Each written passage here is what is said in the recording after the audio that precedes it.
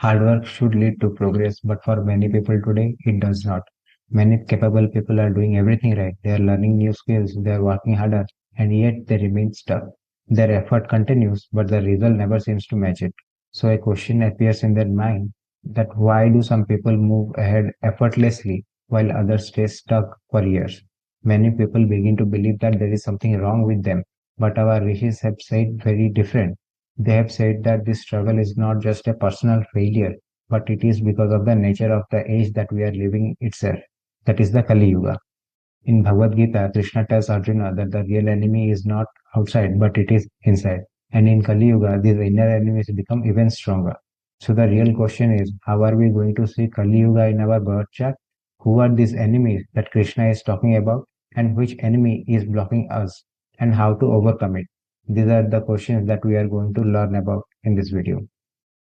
The first question is, how are we going to see Kali Yuga in our birth chart? You see, there are four yugas: Satya Yuga, Treta Yuga, Dwapara Yuga, and Kali Yuga. And as time progresses, the purity of human beings that are living in this yuga continues to decrease. The people in Satya Yuga will have highest amount of purity, and the people in Kali Yuga will have the least amount of purity.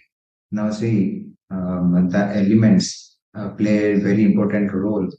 Okay, the first house, which is Aries, and it is the fire element. Okay, and fire cannot be corrupted, it will have the highest amount of purity. So Aries will show the Satya Yuga. And Cancer, which is the water sign, it will show the Treta Yuga. Libra, which is an air sign, will show the Dwapara Yuga. And Capricorn, which is in the 10th house, and it has the earth element, it will show the Kali Yuga, because earth can accumulate corruption or pollution from all the element. Okay, so the earthy sign Capricorn will show the Kali Yuga. Second question is, how do you survive and even prosper in Kali Yuga? Each yuga has its own rule, a certain way of living that protects the people who follow it. If people are live according to the rule, life moves much more smoothly. But if you go against it, life becomes full of struggle. We call these guiding rules as Dharma. So what is Dharma of Kali Yuga? Kali Yuga is in the 10th house, and we move 9 places away to find the Dharma of Kali Yuga. Then we will come at 6th house. 6th house or Virgo. And what does Virgo show? Virgo shows fights, quarrels, struggles, conflict, and weaknesses. Okay, you see, the dharma of Kali Yuga is to make you confront these weaknesses. Okay, you see, there are six kind of weaknesses, and we call them Shadripu. Okay, they are Kama, Krodha, Mada, Moha, Lobha, and Mascharya. Okay, and these weaknesses will create internal conflict. Because of that, we will manifest enemies outside. All right, and this is the enemies that Krishna was talking about. Okay, so the dharma of Kali Yuga is to confront these weaknesses and overcome them. Okay, and if we can do that, we can thrive in Kali Yuga. Now we have learned that there are six kind of inner weaknesses called Shadripu. Okay, what are these Shadripu? First is Kama, Krodha, Mada, Moha, Lobha, and Mascharya. These are the six weaknesses that we have to overcome in Kali Yuga. Okay, and how are we going to see this Shadripu? We are going to see this Shadripu through our planets. But the problem is there are 9 planets, but there are 6 weaknesses. Okay, you see there are the planets are divided into different kind of groups based on the guna of the planet. The Sattva guna planets like Sun, Moon, and Jupiter are not going to give any Shadripu. So we are going to exclude them, and the rest 6 planets that are Mars, Mercury, Venus, Saturn, Rahu, and Ketu. These are the Tamas planet and the Rajas planet. They are going to give the Shadripu. Now let us understand these weaknesses of Shadripu in detail. The first Shadripu is Kama or desire. You may think that the planet responsible for it is Venus because Venus shows the sexuality. But the desire of sexuality is Rahu. The act of sexuality is Venus. Rahu shows the insatiable desire that traps you in the cycle of wanting more and more. Rahu does not have the body, so he does not know when he gets fulfilled. So he keeps wanting more and more. Rahu is the planet that is keeping us in the cycle of reincarnation. Even if you have a single desire left, you will be reincarnated.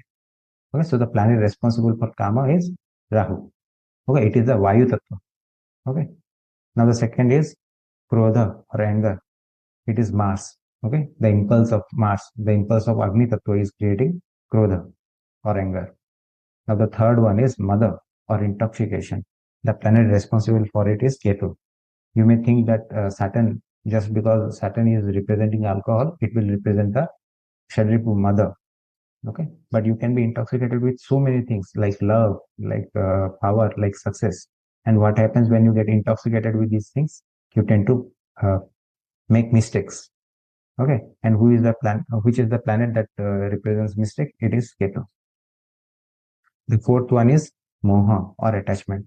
As we grow up in life, we tend to create a lot of images in our mind and we get attached with those images.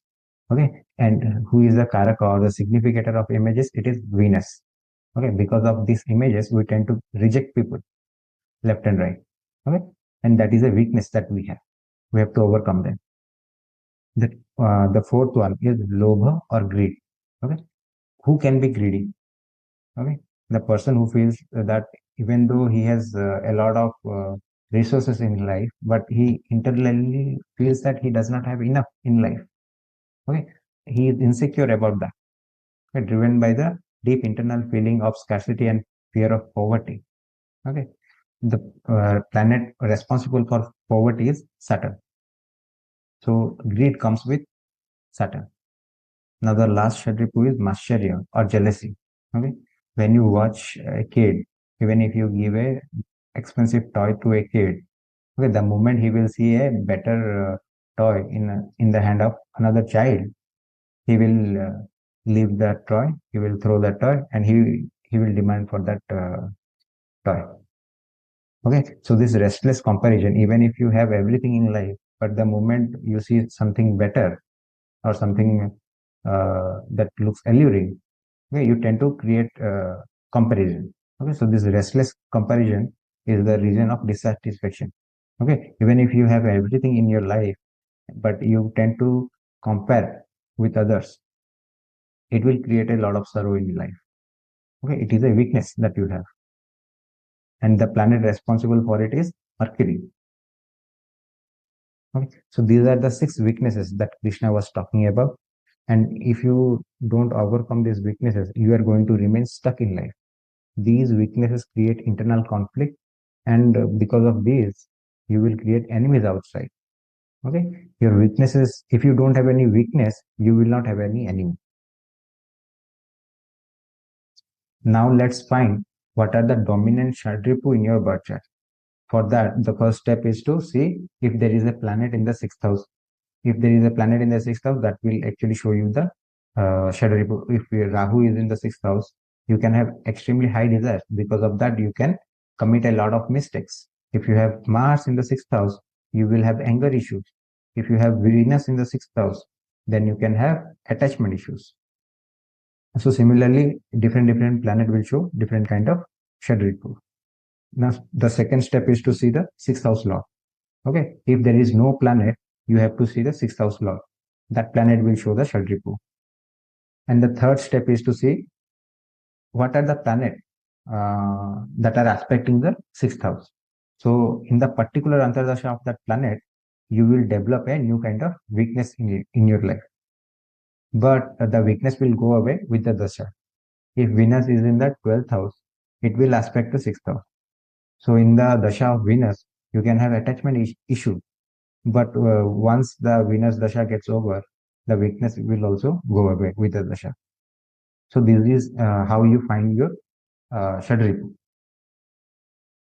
Now, there are some exceptions. If Sattva grahas like Sun, Moon, and Jupiter are in the sixth house, they tend to remove the Shadripu instead of creating it because these are the Sattva grahas. So these are very protective positions in birth chart. So how are we actually going to prosper in Kali Yuga, not just enduring? There are two paths. The first path is to develop strength, and the second path is to cleanse our mind. In the first path, we are actually developing right capability in the right context, and it will ultimately lead to recognition in society. and you will achieve financial freedom and a lot of money. And in the second path, the result is inner clarity, and you will achieve a lot of calmness. You see, most of the people either choose one path, either they will choose strength or they choose cleansing. If they choose strength, they will have a lot of money, but they will not have satisfaction because the Shadripu is still there. If you only focus on path two, you will have inner clarity and calmness, but you won't have any financial freedom because the drive is not there. So you have to choose both the path, not just one path. That is the secret to thrive in Kali Yuga. The first path is finding your right role. Society rewards the right role, not just the hard work. Many people work very hard, but they see no results. Not because they lack talent, but because they are solving the wrong problem. Everyone has a natural strength, a very specific way to help others. When you use it, things become easier. People notice you and opportunities come. But most people never find it. Think of a king's court. There is a priest, there is a soldier, there is a commander, there is a minister. Each of them has a very different job. Now, if they switch roles, they will fail, not because of lack of ability, but because of wrong placement. Same thing happens to us in our life. In your birth chart, there is a specific planet that shows your natural role and the problem you are meant to solve. When you follow it, recognition comes naturally. I have actually wrote two books about it. If you want to learn more about it, you can buy the book. The link is in the description. Now let's understand how are we going to overcome the weaknesses in our life. You see, we can't force the weaknesses out of our body or our mind. We have to understand the root of the weakness. Okay, for that we need knowledge. And who is going to give us knowledge? It is Shiva. Okay, Shiva Matra Jnana Rupa, Shiva Matra Bala Rupa. That means Shiva is the embodiment of strength and knowledge. Now we can only remove our weaknesses through self-awareness. And self-awareness is seen from the planet Sun. And Shiva is the Pratyadi Devata of Sun. So that's why we are choosing the mantra of Shiva. Okay. And the mantra that you need to chant is Om Namah Shivaya. This mantra has 6 syllables in it. So it will work on the sixth house. And when you chant this mantra 108 times every day, slowly and steadily, you will see that you are becoming more self-aware in life, and you are developing strength in your body, and these weaknesses are going away. Okay. Now let's recap what we have learned today. We have learned that the Kali Yuga is in the 10th house of natural Kalpurusha, that is the Capricorn sign, which is a earthy Rashi. And secondly, we have learned what can we do in order to thrive in Kali Yuga by learning what is the Dharma of the Kali Yuga, which is the 6th house. And in this house, we have learned that there are 6 weaknesses that we have to face and we have to overcome in order to thrive in Kali Yuga. And these are the 6 weaknesses or the Shadripu, and these are the planets which are responsible for that. Then we have learned what we can do in order to get the materialistic prosperity in our life, which is the path one. And we are going to develop our strength in the right context so that society is going to recognize us and appreciate us, and we will get the financial freedom. Second path is to cleanse our mind, and by doing the mantras Om Namah Shivaya. These are the 2 paths we have to focus in our life. So this is the video. If you have any doubt, you can ask me in the comment, and I will see you in the next class.